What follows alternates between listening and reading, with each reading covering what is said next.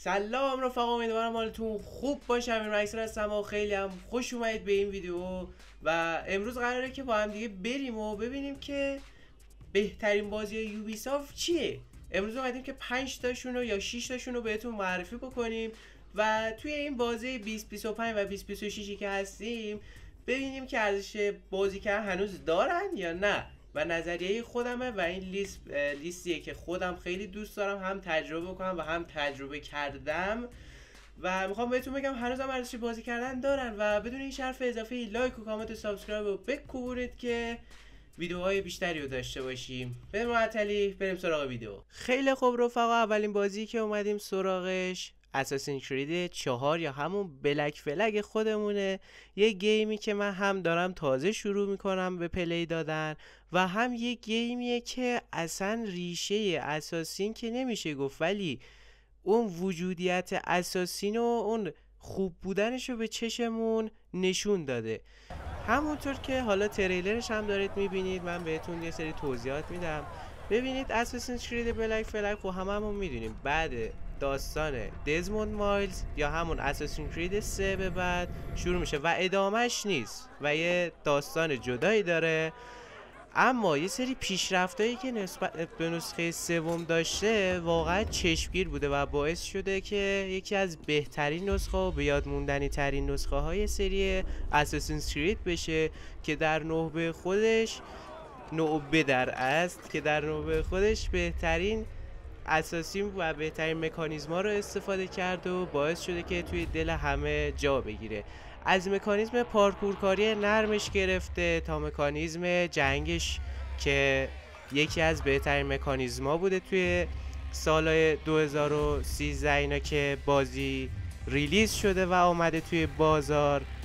و تا همون موقع که تریلرش اومد خیلی قوقا به پا کرد، چیزی که من شنیده بودم و خیلی ها اصلا همون روزای اول کیف کردن و به خصوص ایرانیا که هممون عاشق سریای نسخه اساسین کریدیم، به خصوص خود من که عاشق نسخه دوم بودم به شخصه و نسخه اول که التایر باشه و مهد وجودیت اساسین ها.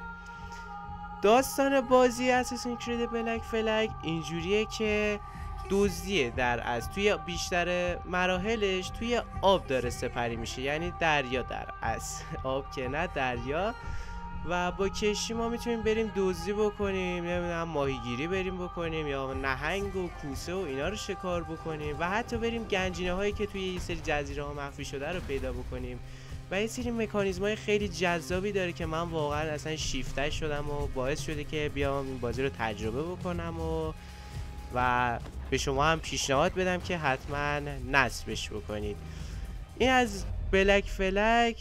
بریم که نسخه بعدی از سری اساسین کرید که خودم هم به شخص خیلی دوستش دارم و یکی از underrated تریناست رو با هم دیگه ببینیم. خیلی خوب رفقا، اومدیم سراغ یکی دیگه از نسخه های اساسین کرید که بشه اساسین کرید یونیتی. چه شاهکاری که توی زمان خودش اصلا به وجود نیومده بود. سال 2014 یا سال 2015 سالی بود که اساسین کرید یونیتی اومد و بریم که تریلرش رو با هم دیگه ببینیم. خیلی خوب، تریلر از اینجا شروع میشه و از همینجا من بهتون بگم که من این بازی رو نصف نیمه هم که نمیشه گفت، تقریبا 1 ساعت پلی دادم و متاسفانه چون حافظه سیستم هم دیگه داشت پر میشد مجبور شدم حذفش کنم و ناراحتم. بلک فلگ رو که تمام بکنم میام مستقیم سراغ این نسخه و حتی گیم پلی هم از بلک فلگ براتون آماده میکنم حتما. نسخه یونیتی توی فرانسه داره شکل میگیره، توی انقلاب فرانسه، و نشون میده که بهمون اون دوران چه وضعیتی داشته و چی به چی بوده. و داستان قشنگیه، چیزی که من شنیدم داستانش قشنگه و تنها ایرادی که اون زمان داشته این بوده که باگ و گلیچ خیلی زیاد داشته، اما خب یوبیسافت طی این چند سال آپدیت هایی داده و تونسته اون باگا رو تا حد به شدت زیادی رفع بکنه و ازشون کم بکنه و باعث شدش که الان یکی از مورد علاقه ترین اساسین هایی باشه که به شخص خودم خیلی دوستش دارم و اصلا مکانیزم جنگش، مکانیزم پارکورش خیلی به چشم میاد و یکی از بهترین پارکورهای سری اساسین کرید وجود داره توی همین یونیتی هستش و میتونید تجربه بکنید. یکی از پیشنهادی هایی که میتونم بهتون بگم و برید حتما پلیش بدید همین اساسین کرید یونیتیه که با گذشت تقریبا 11 سال خیلی ارزش داره که بیایید و برید و این بازی رو پلی بدید. و به شخصه میتونم بهتون بگم که یکی از بهترین بعد بلک فلگ بهترین نسخه از اساسین کریده و میتونید به خیلی راحت دانلودش بکنید از سایت های فوق‌العاده خفن ایرانی. حالا درسته که ما تو ایران داریم زندگی میکنیم به مشکلات به شدت زیاده، اما خب واسه ما گیمرها سربازای کرکی دیگه خودتون که میدونید دیگه.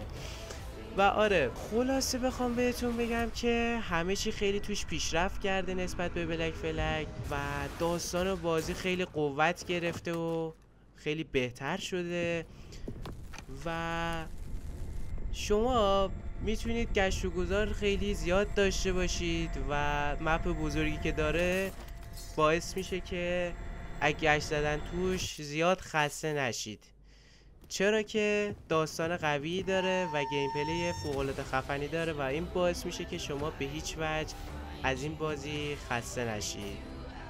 و بریم سراغ یک گیم دیگه از یوبیسافت. خیلی خوب رفقا، اومدیم با یه گیم دیگه، گوست ریکون بریک پوینت و گیمی که واقعاً میتونم بهتون بگم که خیلی بهش کم لطفی شد و امتیازایی که باید و شاید و نگرفت. بریم که تریلرشو با هم ببینیم. خیلی خوب رها، گیم بعدی چیزی نیست به جز گوست ریکون بریک پوینت که تو سال 2019 آمدش.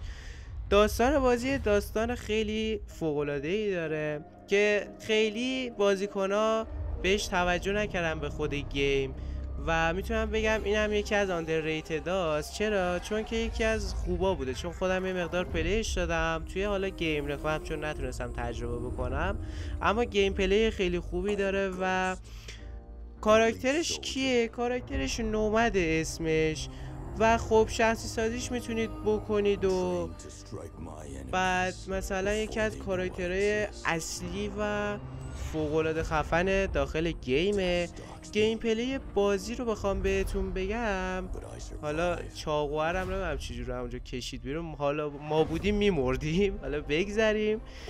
گیم پلی بازی در اصل اوپن ورده و مپی که داره خیلی بزرگه. چرا؟ چون از چند تا قطب تشکیل شده، قطب که نمیشه گفت، چند تا جهت یا چند تا فصل مثلا، که مثلا جنگل داره، کوه داره، نمیدونم همین مثل الان جاهای برفی داره و پایگاه نظامی و غیره و غیره و کلا بازی هیچ چیز کمی نذاشته واسهتون و سولو میتونید پلی بدید به قولی تنهایی، یا میتونید کوآپ با رفیقاتون داستان رو پیش رو ببرید یا اصلا آنلاین کلا بازی بکنید.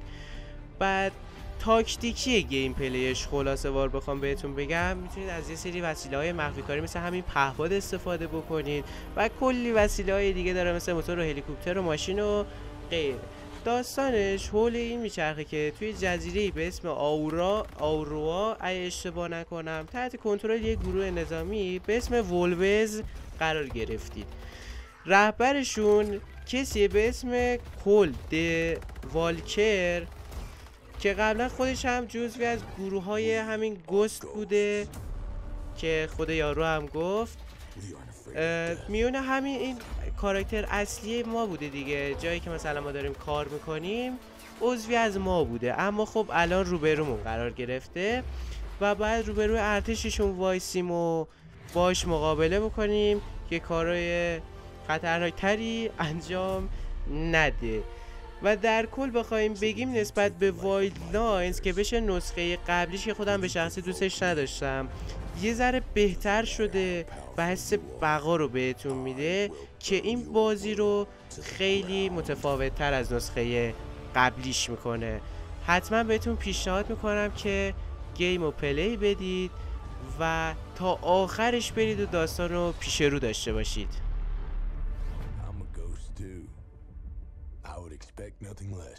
خیلی خوب رفقا، حالا اومدیم با یک گیمی که میشه گفت جدیده و حتی رایگانه توی استیم، رینبو سیکس سیج ایکس، و نمیشه گفت قدیمیه، اما خب در از نسخه بروز شده همون رینبو سیکس سیج اصلیه. بریم که تریلرش رو با هم مشاهده بکنیم. خیلی خوب رفقا، ببینید همونطور که گفتم نسخه بروز رسانی شده رینبو سیکس سیجه که سال 2025 ژوئنش معرفی شد و خب همونطور که میدونید دقیقا مثل همون رینبو سیکس قدیمی خودمونه، هیچ تغییری نکرده.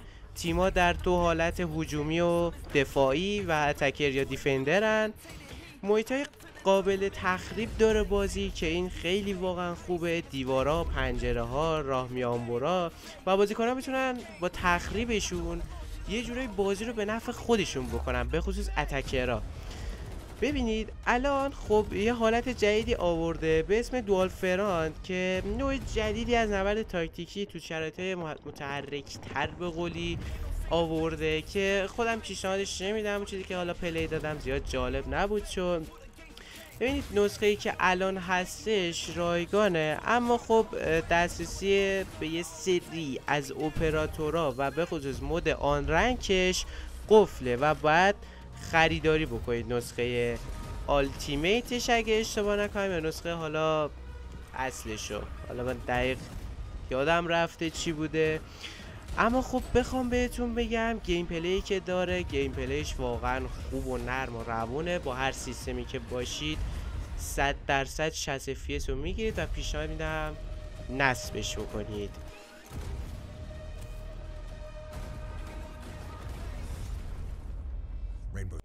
خیلی خوب رفقا، رسیدیم به سال 2008 و یک گیمی به اسم پرنس آف پرشیا، نسخه ای که خیلی ها به خاطر کارتونی بودنش مسخرش کردن و اون امتیاز و اون چیزی که باید و شاید و به دست نیاورد. بریم که تریلرش رو ببینیم و این هم میشه از آخرین بازیمونو بهتون توضیحات لازمش رو بدم. خیلی خوب رفقا، تریلر شروع میشه و بریم سراغ داستانگویی بنده. خیلی خوب، یه دونه ریبوته. خب این نسخه یه ریبوته که با یه موتور گرافیکی جدید اومدن تستش کردن و گرافیکش رو کارتونی کردن. حالا داستانش چیه؟ پرنسمون که اسم مشخصی نداره متاسفانه، همون پرنس صداش میکنن یا پرنسس، همراه یه دختری به اسم الیکا وارد یه سرزمینی میشه که توسط خدای تاریکی به نام اهریمن آلوده میشده. هدفش اینه که سرزمین رو از فساد پاک کنن و دوباره تعادل اون سرزمین رو برگرد. همین دختری که میبینید اسمش الیکاست. و گیم پلیش چجوریه؟